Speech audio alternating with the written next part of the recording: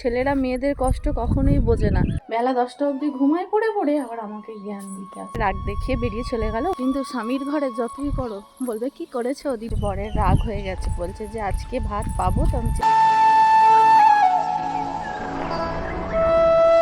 ভালোবেসে বিয়ে করে অনেক বড় ভুল করে ফেলেছি আমি, জানো। কারণটা হচ্ছে, চলো আজকে তোমাদের ভিডিওর মাধ্যমে সত্যি কিছু কথা বলি। হ্যালো এভরিওয়ান, কেমন আছো তোমরা সকলে? আশা করবো ভালো আছো, সুস্থ আছো। আমি ওই আছি, কোনো রকম চলে যাচ্ছে। প্রত্যেকটা দিন নিজেই নিজের সাথে যুদ্ধ করতে করতে দিনকে দিন রাতকে রাত পার করে ফেলছি। কেমন ভাবে দিনগুলো কেটে যাচ্ছে নিজেও বুঝতে পারছি না। সকালের শুরুটা আজকে ঠাকুর ঘর থেকেই করলাম, পুজো দেব বলে ফুল তুলতে এসেছি এখানে। সুন্দর একটা পরিবেশ, তার সাথে তোমাদের প্রিয় নন্দিনীর মনের কিছু কথা।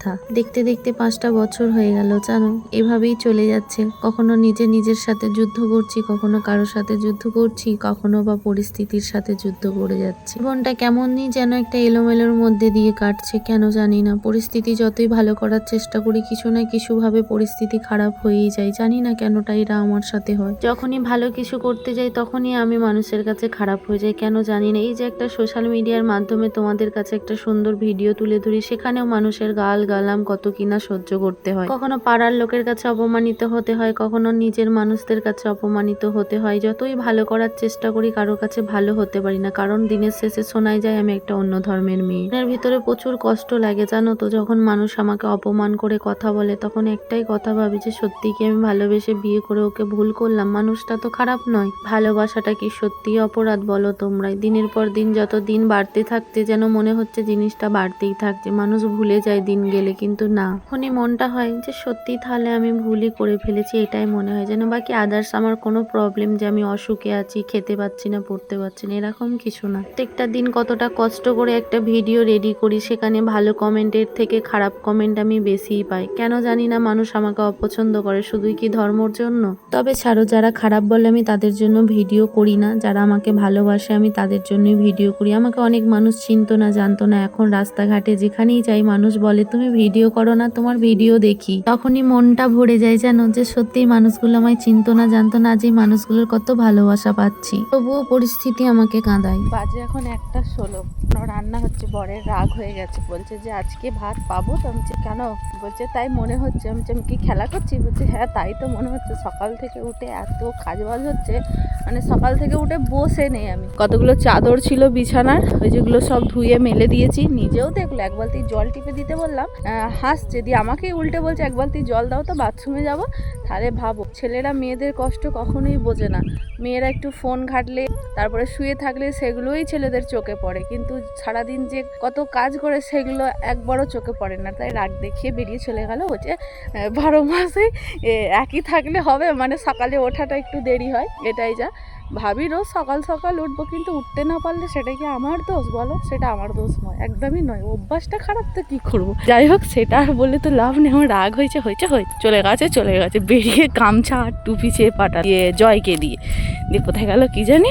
রান্না হচ্ছে, এখনো হয়নি, এইমাত্র মাছের ঝোল ফুটেছে। মাছ দিয়ে আমি চাদরগুলো নেব বলে এলাম, শুকিয়ে গেছে।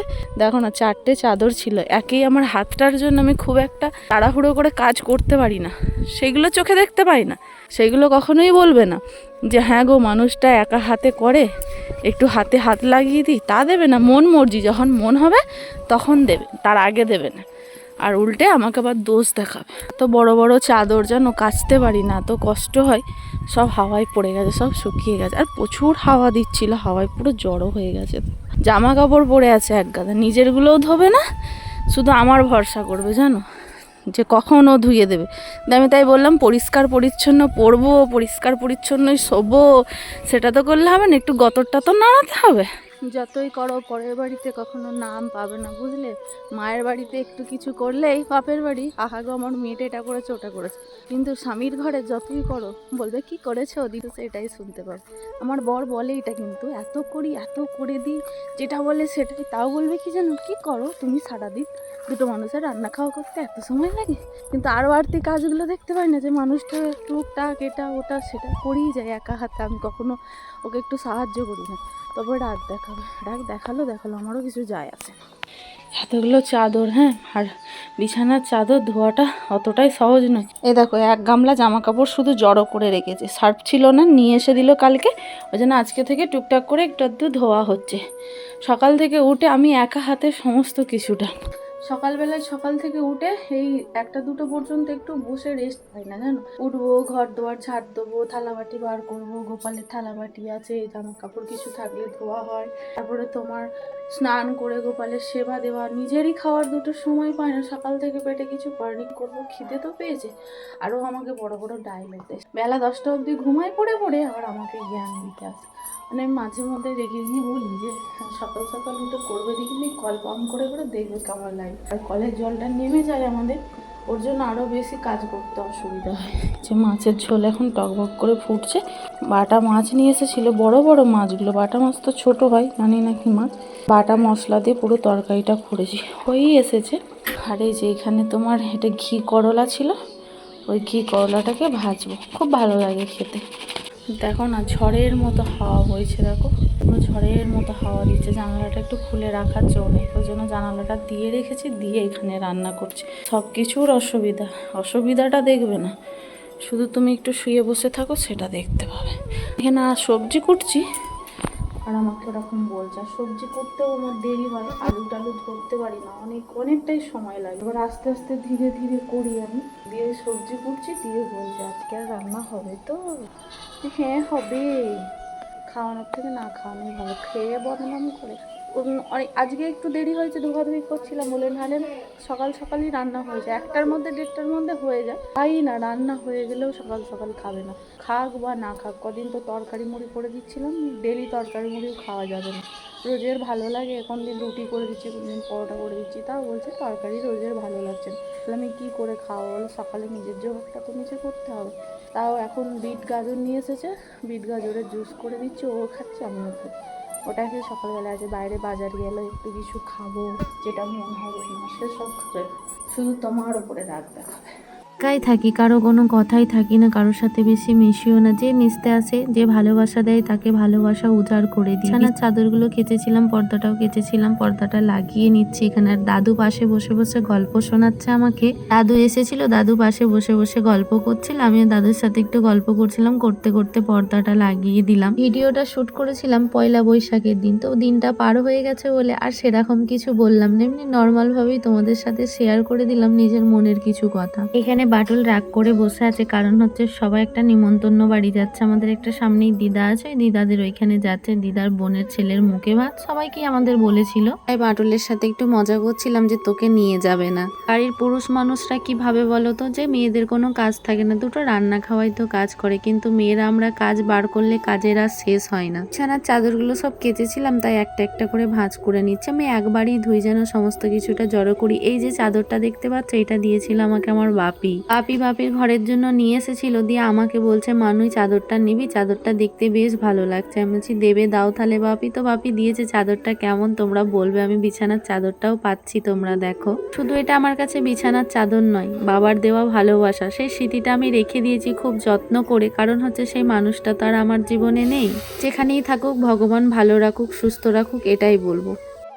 আমার অবস্থাটা দেখো, গরমে খালি প্রচণ্ড গরম পড়েছে, বিছানার চাদর গোছাতে আমার হালই খারাপ হয়ে গেছে। চলো বাবু মশাইকে আবার ফোন করে ডাকি, সে তো বেরিয়ে গেছে, 2টো বেজে পার হয়ে গেছে, আসেনি বলে আমিও ফোন করিনি। আমিও তো কারোর রাগের ধার ধারি না, যদি বলে এখন খাবো না, তাহলে আমি খেয়ে শুয়ে পড়বো, সুন্দরভাবে বিছানার চাদর বিছিয়ে নিই, আর কোনো আমার টেনশন নেই, খাবো দাবো, এখন ভাত ঘুম দেবো। চলো পরে আবার কথা হবে।